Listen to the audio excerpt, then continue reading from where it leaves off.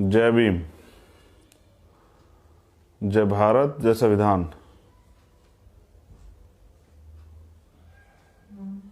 और आज का जो लाइव है वो विषय मैंने आप लोगों को बता दिया है, लिख के जब मैंने लाइव की घोषणा की तब भी बता दिया था, और मैं दोबारा बता देता हूं कि आगरा जनपद जो उत्तर प्रदेश में,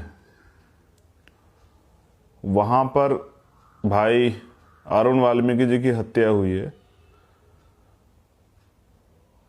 और मैं बाकी बातें आपके सामने रखूंगा।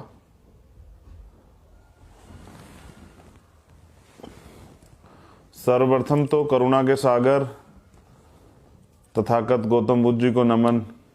संत श्रोमणी सतगुरु रविदास जी महाराज, भगवान वाल्मीकि महाराज, गुरु नानक देव, संत कबीर।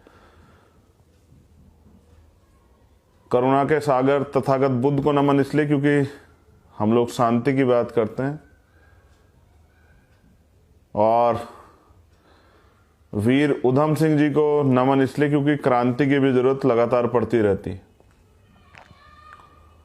गुरुओं, संतों, महापुरुषों को नमन करने के बाद सामाजिक परिवर्तन के नायक राष्ट्रपिता ज्योतिबा फूले, आरक्षण के जनक छत्रपति साहू जी महाराज, संत गाडगे जी महाराज, नारायण गुरु, पेरियर रामास्वामी नाइकर, पेरेलाल यादव,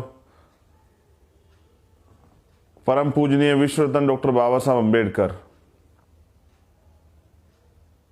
इस देश की आज़ादी में भागीदारी करने वाले शहीद सरदार करतार सिंह सराभा, शहीद भगत सिंह, शहीद अशफाक उल्लाह खां, शहीद उधम सिंह जी, बाबू जगदेव प्रसाद कुशवाहा, जननायक कपूरी ठाकुर, महामना राम स्वरूप वर्मा जी, आज़ादी की 1857 क्रांति के नायक कोतवाल धन सिंह गुर्जर, माता दीन वाल्मीकि साहब, मान्यवर दीना माना वाल्मीकि साहब, मेरे रहबर, मेरे गुरु मान्यवर साहब श्री काशीराम। और हर आंदोलन को ताकतवर बनाने के लिए, आंदोलन की जो ताकत है वो बिना आधी आबादी के नहीं हो सकती है, चाहे वो घर परिवार हो या आंदोलन हो या कोई भी संघर्ष हो। तो आज इस आंदोलन के अवसर पे माँ सावित्रीबाई फूले, माँ रमाबाई, माँ फातिमा शेख, माँ अहिल्याबाई होलकर, माँ अवंतिकाबाई लोधी, माँ झलकारी बाई और माँ फूलन देवी को भी नमन। माँ उदादेव पासी, जो भी वीरांगनाएं या महापुरुष बिरसा मुंडा, जो भी महापुरुष हमारे तांता भील हुए हैं जिन्होंने सामाजिक परिवर्तन के आंदोलन को आगे बढ़ाने का काम किया, मैं आप सबको नमन करता हूं और आज के अपनी बात की शुरुआत करता हूं। साथियों,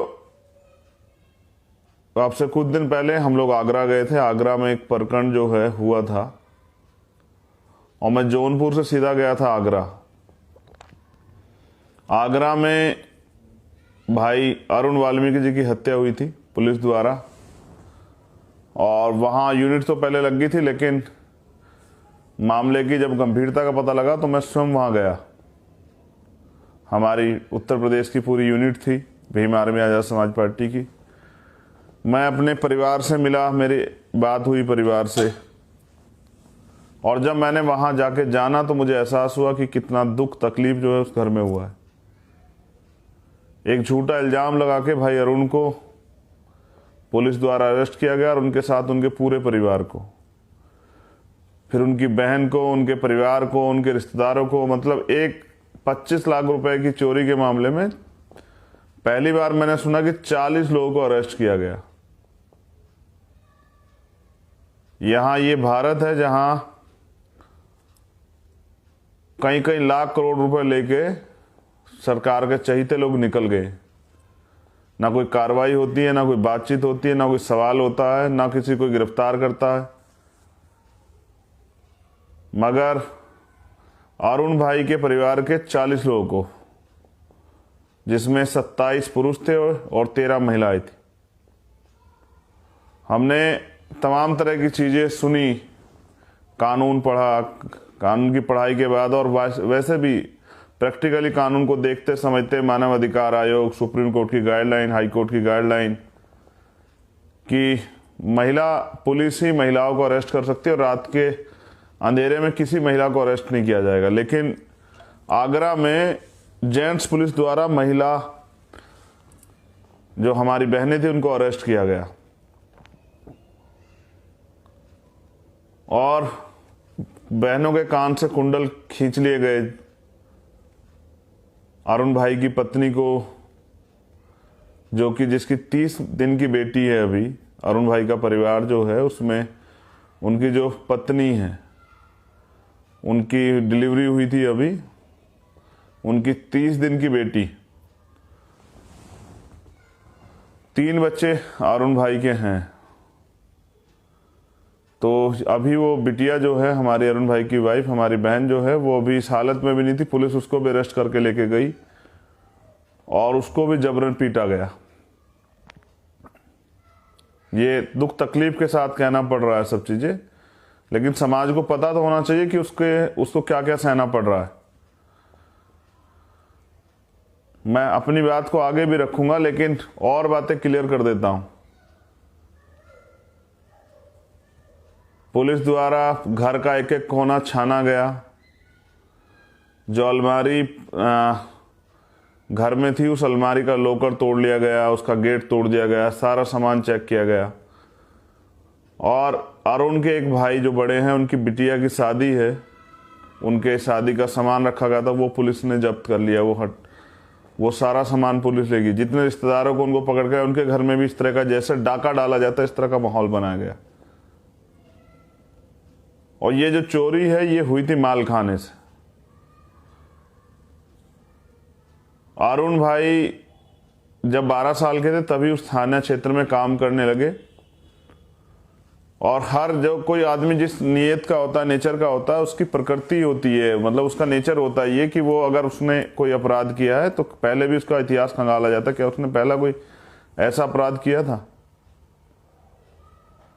तो एक आदमी जिसकी आजीविका वहां से चलती है, वो चोरी जैसे कृत्य पे को करने का काम करे, ये बड़ा सोचने का विषय है। कभी अरुण के खिलाफ कोई सिंगल कंप्लेन भी नहीं थी। बस पुलिस को मोहरा चाहिए था, जिन्होंने ये किया था उनको बचाना था, और एक मोहरा चाहिए था। और वो भी मोहरा सिर्फ इसलिए चाहिए था कि ऊपर के अधिकारियों को बताया जाए कि भाई हमने चोरी करने वाले गिरफ्तार कर लिया। सच तो ये है कि अरुण भाई ना तो चोर थे, ना उन्होंने चोरी की थी। लेकिन हमारे यहाँ वो कहना, गरीब पे सबका जोर होता है। और गरीब भी वो जिस भारत की जाति व्यवस्था में जो दलित जाति से हो, तो इसके लिए तो यही सबसे बड़ा अपराध है कि वो दलित जाति में पैदा हुआ। और फिर सरकार का, पुलिस का खेल शुरू होता है कि उसको पीटा जाता। आप सोचिए, आप आइडिया लगाइए कि एक साथी को इतना पीटा गया। अब आप समझिए कितना पीटा गया होगा कि उसकी जान चली गई। और पुलिस जो कह रही है कि हमने बरामदगी की, बहुत आसान है। इस तरह के माहौल में अपनी जेब से जाके कुछ ले जाकर, हमने तमाम फिल्में और तमाम तरह की चीज़ें देखी, तमाम तरह की घटनाएं सुनी, हाथरस जैसी घटनाएं देखी। पुलिस ने कहा कुछ नहीं हुआ, पुलिस के आला अधिकारियों ने कहा कुछ नहीं हुआ। सीबीआई जांच हुई, सीबीआई में फिर एफआईआर दर्ज हुई, 302 की एफआईआर दर्ज हुई, 376 की एफआईआर दर्ज हुई। तो उत्तर प्रदेश पुलिस के कारनामे आप और हम जानते हैं। तो वहाँ क्या बरामदगी कैसे हुई, किसने कराई, ये सब चीज़ें हम इस बात को वो कहें, जब पुलिस की जांच होगी आगे कोर्ट के द्वारा, सब चीज़ें दूध का दूध पानी का पानी हो जाएंगी। लेकिन बड़ा सवाल ये कि मैं वहाँ गया था तो वहाँ पंचायत हुई थी समाज के जिम्मेदार लोगों की, हमारे समाज के जो नेता लोग हैं उनकी पंचायत हुई थी, समाज के सम्मानित लोगों की। और उन्होंने 5 दिन का समय दिया था। उस 5 दिन में हमारी कुछ मांगे थी। मुझे अभी तक संज्ञान में नहीं कि उन मांगों पे क्या हुआ। कल वो आखिरी दिन की म्याद है, वो ख़त्म हो जाएगी। और कल रात को जब वो ख़त्म हो जाएगी तो मैं अपने साथियों को बता दूंगा कि हमें अब क्या करना है। अभी हमने तय किया था कि 5 दिन में हमारी मांग नहीं पूरी तो 28 तारीख को हम लोग सभी जिला कार्यालय पे जहाँ डीएम बैठते हैं और एसएसपी बैठते हैं, उन पर ताला लगा देंगे और उनको घुसने नहीं देंगे। और भी हम पे बहुत ताकत है करने के लिए जो हम कर सकते हैं। मांगे बता देता हूं। पहली मांग ये थी कि उस घटना की सीबीआई जांच होनी चाहिए, क्योंकि वो आरोप सिर्फ अरुण पे नहीं लगा, हमारे पूरे समाज पे लगा कि हमारे बच्चे ने, हमारे भाई ने चोरी की। तो उस घटना की जांच होनी चाहिए, सीबीआई जांच, जिससे दूध का दूध पानी का पानी हो जाए। ये भी पता है कितने लोगों ने किस नीयत से, किस कारण से उसकी हत्या की, क्यों इतने लोगों का अरेस्ट किया गया, क्यों इतने ये सब चीजें, चोरी, जिस तरह का डाका डाला गया घरों में, वो कौन व्यक्ति था, क्या क्या सामान था, वो सब चीजें वापस मिले। दूसरा, न्याय। न्याय कब मिलेगा? जब वो पुलिस अधिकारी गिरफ्तार हो जाएंगे जो उस थाना क्षेत्र के। तो हमारी मांग ये थी कि उन जिनके खिलाफ मुकदमा हुआ है, पहली बात तो नामजद मुकदमा नहीं, पुलिस ने अज्ञात में मुकदमा किया। पुलिस को पता है कि उस थाने में किसकी ड्यूटी थी, क्योंकि रजिस्टर होते हैं, वहां तस्करा चढ़ता है, वहां आमद होती है, वहां रवानगी होती है। आपको पता है अगर कोई किसी को अरेस्ट करने जा रहा है, कौन कौन जा रहा है, क्या क्या हथियार लेके जा रहा है, सब चीजें उसमें तस्करे में चढ़ती हैं, सब चीजें होती हैं। तो ये हम सब लोगों को तो पता है, वकील लोगों को, लेकिन आम जनता भी काफी चीजें जानती है। तो पहले तो पुलिस ने बचाने का प्रयास किया, अपने अधिकारी कर्मचारियों के खिलाफ मुकदमा नहीं लिखा ज्ञात में, क्योंकि मुकदमा कोर्ट में कमजोर जाए। फिर अभी तक कोई गिरफ्तारी नहीं हुई। तो जब वो लोग वर्दी पहन के घूमेंगे तो कैसे न्याय होगा, कैसे जांच प्रभावित नहीं होगी। तो हमारी मांग थी कि उनको गिरफ्तार किया जाए, उस पर अभी मुझे जानकारी नहीं किया हुआ। दो चीजें होगी। फिर तीसरी मांग थी कि यार उनके 3 बच्चे हैं, वो 3 बच्चे कैसे पलेंगे, उनकी पत्नी का क्या होगा, उनकी पढ़ाई का क्या होगा। वो चाहे कैसे भी करता, अपने बच्चों को अच्छा पढ़ाने का प्रयास करता। हम सब लोग बाबा साहब के आदर्शों पर चलने वाले लोग हैं, तो वो अपने बच्चों को पढ़ाने का काम करता, उनकी जिंदगी सुधारने का काम करता। उनके बच्चे आगे ये काम ना करें गंदगी में घुसने का, तो वो शायद उनको वहां से निकालने का काम करता। फिर उनके बच्चों की पढ़ाई है कैसे होगी, उनके बच्चों की शादी है कैसे होंगी, बाप का साया उनके सर से चला गया। और ये कोई प्राकृतिक नहीं था, ये पुलिस द्वारा की गई हत्या थी। तो हमारी ये मांग थी कि उस परिवार को एक सरकारी नौकरी दिया जाए, एक आवास दिया जाए, और तीनों बच्चों की पढ़ाई का खर्चा जो है ना सरकार उठाए। दूसरी, जब कहीं पिछली कुछ घटनाएं ऐसी हुई, जैसे लखनऊ में हुई थी एक घटना, उस परिवार के प्रति मेरी संवेदना, लेकिन वहां सरकार ने जो उस समय तत्कालिक काम किया, तो उस बहन को ओएसडी की नौकरी और 40 लाख रुपए का मुआवजा। जब यही गोरखपुर में हुई तो वहां भी ऐसा ही हुआ कि उस परिवार के प्रति मेरी संवेदना है, उनको 40 लाख का मुआवजा और एक सरकारी नौकरी ओएसडी की। लेकिन यहाँ पुलिस का चेहरा, यहाँ सरकार का चेहरा, प्रशासन का चेहरा मुआवजा देते वक्त बदल गया। वहां 10 लाख रुपए का मुआवजा, और वो भी मैंने बताया था आपको कि वो इट विल बी पॉसिबल, जो मुझे मुख्यमंत्री ने कहा 25 लाख रुपए का मुआवजा देंगे, और जब हमने पूछा तो पता करने का प्रयास किया तो 16.5 लाख रुपए का मुआवजा दिया है। तो उत्तर प्रदेश सरकार कथनी करने का फर्क हम लोग जानते हैं। तो हमारी मांग थी कि 1 करोड़ रुपए का मुआवजा उस परिवार को मिलना चाहिए, और उनके उस परिवार की सुरक्षा व्यवस्था होनी चाहिए। लीगल्स का मामला उसका हम खुद लड़ेंगे कोर्ट में, ये हमने तय कर लिया है। जल्द हम उनके वकालतनामे शायद 28 तारीख में हम लोग जाएंगे, कल हम फाइनलेशन कर लेंगे। कल तो मैं मध्य प्रदेश जा रहा हूँ जोबट में, लेकिन कल हम टीम हमारी फाइनलेशन कर लेगी। परसों हम लोग उनके वकालतनामे वहाँ से ले आएंगे, हम कोर्ट में ले चलेंगे, सब लोगों को बताएंगे किस तरह से जो है हत्या की जाती है। लेकिन मेरा एक सवाल है अब आप लोगों के सामने। पहले तो मैं सभी को बता दूं कि कल का दिन और हम इंतजार करेंगे, हमने 5 दिन का समय दिया था। हम ये देखेंगे पुलिस ने, प्रशासन ने, सरकार ने क्या क्या हमारी मांगों पे काम किया। नहीं तो फिर मैं 28 तारीख को आपको बता दूंगा, कल ही बता दूंगा रात में, मध्य प्रदेश से कि हम लोग क्या करने वाले। वहाँ की लोकल यूनिट से, वहाँ जो समाज के जिम्मेदार लोग, जो 5 लोग कमेटी में, उनसे बात करेंगे, अपने स्टेट के प्रेसिडेंट से बात करेंगे, और फिर मैं आपको बताऊंगा।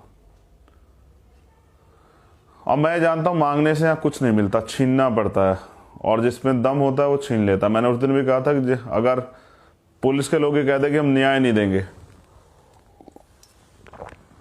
हम में दम होगा तो हम छीन लेंगे, नहीं दम होगा तो हम अपने लोगों की लाशों पर रोते रहेंगे। ये मेरा मत था कि भाई अगर ऐसा होता है तो हम लोग इस तरह का वो करेंगे। तो मैं समझता हूं, काशीराम साहब कहते जो कौम अन्याय अत्याचार के खिलाफ आवाज नहीं उठाती वो लाशें उठाती है, और वो भी कौम लाशें उठाती है वो जो लड़ती है। क्योंकि जब आप अपने जीवन को, पुराने इतिहास को बदलने काम करोगे, हक अधिकार की लड़ाई लड़ोगे, तो आपको ये सब चीजें सहनी पड़ेंगी। लेकिन मैं मेरा सवाल ये है कि इतनी बड़ा समाज है बहुजन समाज, और शेड्यूल कास्ट की आबादी लगभग 22 से 25%। फिर उनको इतनी सरकारें रही, उनके इतने नेता रहे, फिर आज भी उनको क्यों जानवर जैसा समझा जाता है कि कोई भी उनकी हत्या कर दो, चाहे सिंघू बॉर्डर पे कर दो, चाहे आगरा में कर दो, चाहे उनके घर जला दो, चाहे हरियाणा की तरफ सामाजिक बहिष्कार कर दो, चाहे जमीन के ऊपर आदिवासियों के कत्ल कर दो, उनके घर छीन लो, उनकी हत्या कर दो। तो ये जो लोकतंत्र में जिनके पास वोट होता है, उनका राज होता है, ये सब चीजें कहाँ लगती हैं? मैं समझता हूं, मुझसे कुछ सवाल थे कि भाई आप जो हैं सभी घटनाओं में जाते हैं, मोस्टली मेरा प्रयास रहता है, बेसिकली मैं वहां जाता हूं जहां न्याय नहीं हो रहा होता है, जहां हमारी टीम या और लोग मिलकर न्याय की उम्मीद बढ़ रही होती, न्याय हो रहा, तो वहां मुझे जाने की जरूरत नहीं होती। लेकिन जहां नहीं हो रहा होता है, जहां अन्याय किया जाता है, एक तो अपराध हो जाता है, उसके बाद सरकार उसको छिपा रही होती है, अपराधियों का संरक्षण कर रही होती, तो फिर मुझे वहां जाना पड़ता। चाहे वो पलिया हो, प्रधान जी का मामला, मुन्ना पासवान जी का, चाहे सत्यमेव जयते प्रधान जी की हत्या हो, चाहे हाथरस हो, चाहे लखीमपुर खीरी हो, चाहे आगरा हो, चाहे और कोई मामला हो, चाहे जमा मस्जिद हो, तो जहां मुझे लगता है कि नहीं न्याय हो रहा, तो वहां फिर मेरा जाना जो है वो हो जाता है। लेकिन मेरा ये जो सवाल है आप लोगों से, वो ये है कि भाई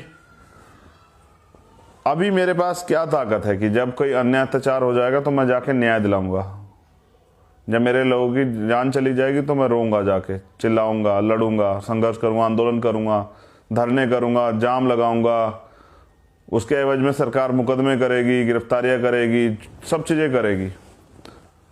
मैं मानता हूं कि अभी हम लोग सरकार में नहीं, सब चीजें सहनी पड़ेंगी, लेकिन क्या नौजवानों से मैं पूछना चाहता हूं, क्या हम इनको रोक नहीं सकते हैं? बेसिकली ना, मेरी लड़ाई हत्या होने के बाद, रेप होने के बाद, घर जलाने के बाद वहां जाने की नहीं है। ये तो हम हजारों साल से सहते आ रहे हैं, संविधान के आने के बाद भी, लागू होने के बाद भी, ये तो हम चीजें सही रहे हैं। मेरी लड़ाई ये है कि अब ये खत्म होना चाहिए। बेसिकली हमें इंसान समझा जाना चाहिए, अब ये खत्म होना चाहिए।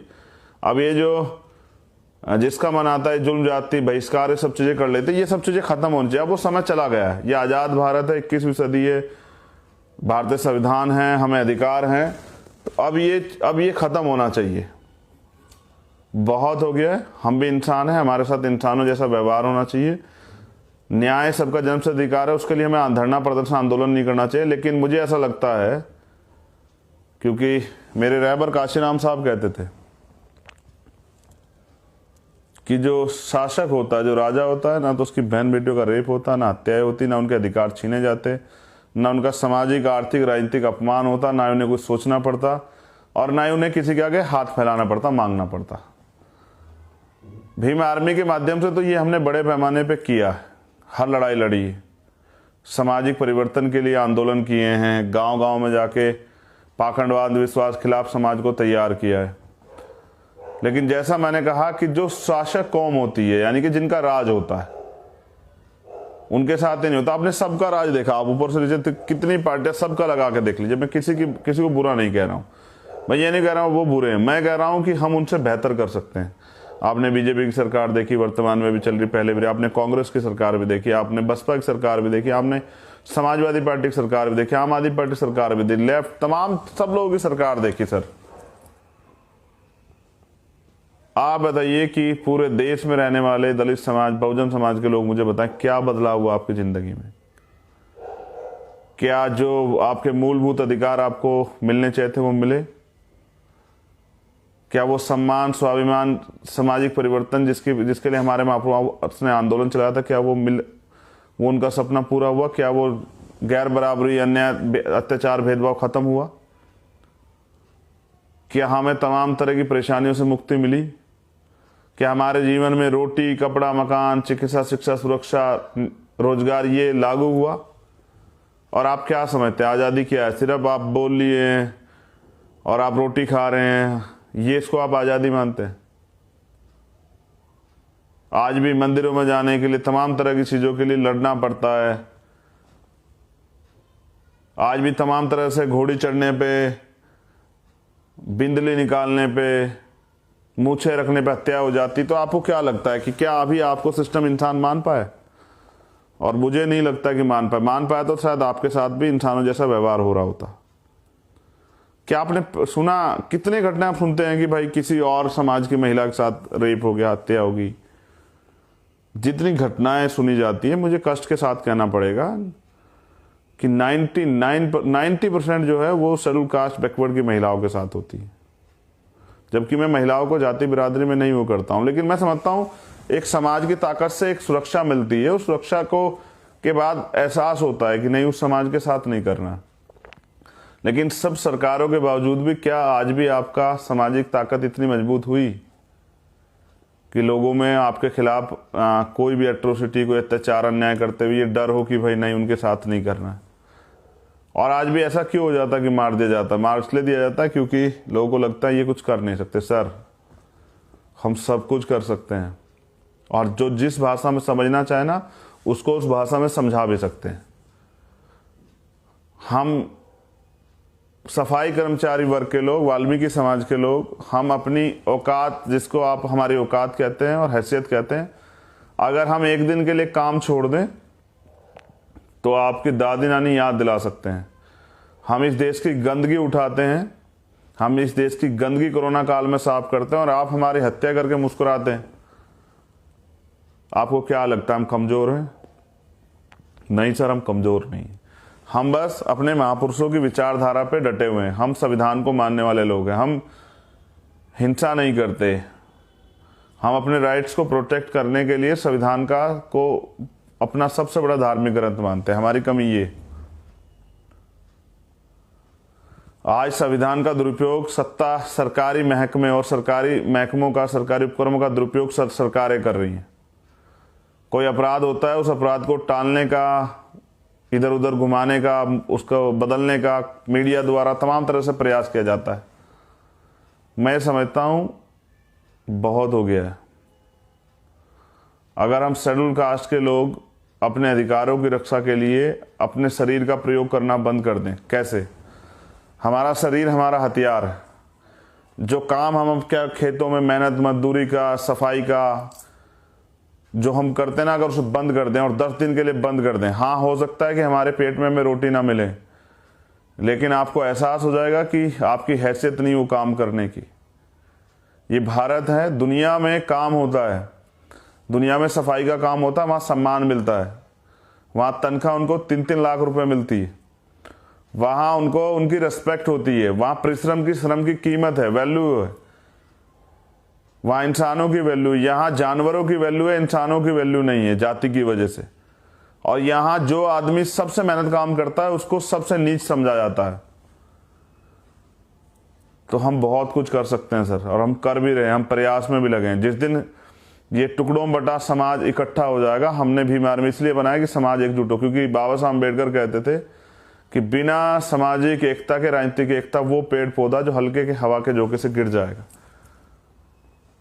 तो मैं समझता हूं अगर समाज एकजुट हो जाए तो हम लोग अपने हितों की सुरक्षा कर सकते हैं, अपने लोगों की जानों की रक्षा कर सकते हैं, और जो अन्य अत्याचार हम पे हो सकता है उनको जड़ से रोक सकते हैं। मैं तो बार बार कहता हूं, और मैं अब कह भी रहा हूं, कि जो बेड़ियां हमारे समाज के तरक्की के रास्ते में आएगी, बहुजन समाज के, SC ST OBC और माइनॉरिटी के, देश की महिलाओं को पैरों में बेड़े डालने का काम करेंगे, उनके अधिकार रोकने का काम, उस बेड़ियों को हम डायनामाइट से उड़ा देंगे। लेकिन अब आज़ाद भारत में पढ़े लिखे दलित समाज के लोग, पिछड़े वर्ग के लोग, माइनॉरिटी के लोग गुलामी नहीं सहेंगे। मेरे एक और घटना संज्ञान में आई भाई तौफीक की, हमने वहाँ टीम लगा दी है। जैसे उसकी पूरी जानकारी हो जाएगी हम लोग उस पर मूव करेंगे, हम लोग उस पर पक्ष रखेंगे, हमारी टीम वहाँ जाएगी भी, मैं खुद भी जाने का प्रयास करूँगा। अकेला आदमी उस सब जगह नहीं जा पाता भाई। आप सब लोग खुद जुड़िए आंदोलन से और इस ताकत का प्रयोग कीजिए, आप जाइए, आपकी सुनवाई होगी। लेकिन मैं फिर आपसे कह रहा हूं कि एक तरफ भारतीय जनता पार्टी संविधान खत्म कर देना चाहती है और वो प्रयास कर रही है, और अगर आज हमें लड़ने का अधिकार भी है तो इस संविधान से आप लोगों को लड़ना पड़ेगा, तैयार रहना पड़ेगा। आगरा के लिए क्या वो होगा, मैं कल टीम से बात करके वहाँ के अपने पंचायत के जो मान्य समाज के जो सम्मानित लोग हैं उनसे बात करके आप लोगों को बता दूंगा क्या प्रोग्रेस हुई है। और अगर नहीं प्रोग्रेस हुई तो फिर एक ऐसा आंदोलन होगा जो इतिहास में आगरा में नहीं हुआ था। फिर कोई अधिकारी कर्मचारी चैन से नहीं सोएगा वहाँ कुर्सियों बैठ के, एसी की हवा नहीं लेगा। जब हमारे लोगों की लाशों के साथ ये होगा, उनको उनकी ज़िंदगी के साथ ये होगा, हमारे बहनों के साथ माताओं के साथ ये होगा, तो मैं इस समाज का बेटा होने के नाते ये वादा करता हूँ कि हम लोग चैन से नहीं बैठेंगे और ना उन लोगों को चैन से बैठने देंगे, सोने देंगे जिन्होंने हमारे परिवारों की हत्या की है। लेकिन मैंने फिर आपसे एक दोबारा दोहरा रहा हूँ कि शासक कौम बनना पड़ेगा आपको। आपकी इतनी आबादी होने के बाद भी आप पे अत्याचार नहीं रुक रहे हैं, आपकी तमाम सरकारें रही हैं तो कोई भी परिवर्तन नहीं हुआ, क्योंकि आपकी सामाजिक हैसियत अभी नहीं बनी है। सामाजिक हैसियत बनेगी जब आप सामाजिक रूप से एकजुट हो जाओगे। मेरा बहुजन समाज के लोगों से हाथ जोड़ के निवेदन है कि आपकी समस्या एक जैसी है, आपके अधिकार एक जैसे लोगों ने छीने हैं। आपकी तरक्की के रास्ते एजुकेशन से खुलेंगे तो आप लोगों को एकजुट होना चाहिए। दलित, पिछड़े वर्ग के लोगों को, माइनॉरिटी के लोगों को, मुस्लिम, सिख, जैन, बौद्ध, पारसी, आप सब लोगों को एकजुट होना चाहिए। और आपको एकजुट इसलिए भी होना चाहिए कि जिस देश में आप रहते हैं उस देश में इस तरह की चीज़ें हैं, उसके खिलाफ भी आप लोगों को लड़ना चाहिए, उसको सुधारना चाहिए। कब तक आप इसको किसी और के भरोसे सोच के बैठ रहे हैं कोई और आके सुधारेगा? कोई नहीं सुधारेगा। जिसको परेशानी है उसको ज़्यादा सुधारना पड़ेगा। काशीराम साहब कहते थे जिसको ज़्यादा पीड़ा है वो ज़्यादा काम करेगा। तो जिनको ज़्यादा पीड़ा बहुजन समाज के लोग, उनको ज़्यादा काम करना चाहिए। अगर आपको लगता है कि जिनको इस समस्या से पीड़ा नहीं वो इसको सुधारेंगे तो ऐसा नहीं होगा। तो मेरी बहुत बहुत मंगल कामनाएं। आप लोगों ने मुझे सुना। आगरा के लोगों से विशेष कह रहा हूँ, तैयारी करके रखिएगा। सरकार अगर ये सोच बैठी है प्रशासन की कुछ नहीं होगा, झूठे वादे करके छोड़ देंगे, तो वो दिन चले गए। हमारे जो सीनियर लोग थे उन्होंने किस तरह से अपनी ज़िंदगी जो है ना जी, कितनी परेशानियों का सामना किया, तब एजुकेशन की कमी थी। आज हम लोग पढ़ लिख चुके हैं। पढ़ा लिखा समझदार नौजवान ना आप गुमराह होगा, ना बेवकूफ़ बनेगा, ना आपके झूठे वादों में आएगा और ना ही अपने अधिकारों को छीनने देगा किसी को। तो अरुण भाई को इंसाफ दिला के रहेंगे। आप सब लोग कमर कस के रखें और मेहनत बना के रखें और अपने अधिकारों की रक्षा के लिए ये भी मन बना के रखें कि अगर एक दो चार दिन काम छोड़ना पड़े तो जैसा मैं कहता हूं कि आदमी भूखे पेट तो रह सकता लेकिन अपमानित होकर नहीं रह सकता, ये अपमान है। हम अपने बच्चों की रोटियों की व्यवस्था खुद कर लेंगे, एक दूसरे के एक टाइम की, बड़े लोग कम रोटी खा के अपने बच्चों को रोटी खिला के, लेकिन हम अगर आज नहीं लड़े तो कल फिर किसी और भाई के साथ ऐसा होगा। लड़ाई इसलिए तो मैंने कहा हम तो चाहते हैं कि जड़ से रुक जाए, लेकिन जड़ से तब रुकेगा जब आपके हाथ में पॉलिटिकल की आ जाएगी, जब सत्ता में आप बैठे होंगे और जब आप अपने लोगों की रक्षा करोगे और जब आप अपने लोगों के लिए कानून बनाओगे। आपको समस्या है ना सफाई कर्मचारी के ठेकेदारी काम से, तो अपनी ताकत बनाइए। और जैसा मैंने कहा था, मैंने तो वादा भी किया था, एक झटके से ख़त्म कर देंगे। ठेकेदारी व्यवस्था नहीं चलेगी, निजी सबका नियमितीकरण होगा। और ये पूरे देश के लिए कोई ठेकेदारी पे काम नहीं करेगा सफाई कर्मचारी का, और कोई भी संविदा के काम के नाम पे सरकारी नौकरियों को नहीं खत्म किया जाएगा। नौजवानों को बेरोजगार नहीं घूमने दिया जाएगा, महंगाई से निजात दिलाई जाएगी। महिलाओं की सुरक्षा होगी, उनके अधिकारों की रक्षा के लिए, उनको आगे बढ़ने की तरक्की के रास्ते उनके लिए खुले, इसके लिए काम होगा। अच्छे स्कूल्स बनाए जाएंगे कि सरकारी स्कूलों में प्राइवेट स्कूल जैसी पढ़ाइयाँ हों। अच्छे हॉस्पिटल बनाए जाएंगे कि गरीबों को भी अमीरों जैसा इलाज मिल सके, उनकी जान बचाई जा सके। टोल खत्म किए जाएंगे जिससे कि आपकी ज़िंदगी का जो आपकी मेहनत का पैसा वो ऐसे ना खराब हो। बहुत सारी चीज़ें हैं। तो मैं पॉलिटिकल ज़्यादा बात ना करते आपसे निवेदन करूंगा, इस लड़ाई को लड़ें। और आगरा के लोगों से मेरा निवेदन है, आगरा तो राजधानी है आपकी दलितों की, मजबूती से तैयार रखें। कल का दिन पुलिस के पास है, हमने उनसे 5 दिन दिए थे, 5 दिन उनके, छठा दिन हमारा। छठे दिन हम उन्हें बताएंगे कि हम अधिकार छीन के लेना भी जानते हैं। जय भीम, जय भारत, जय संविधान।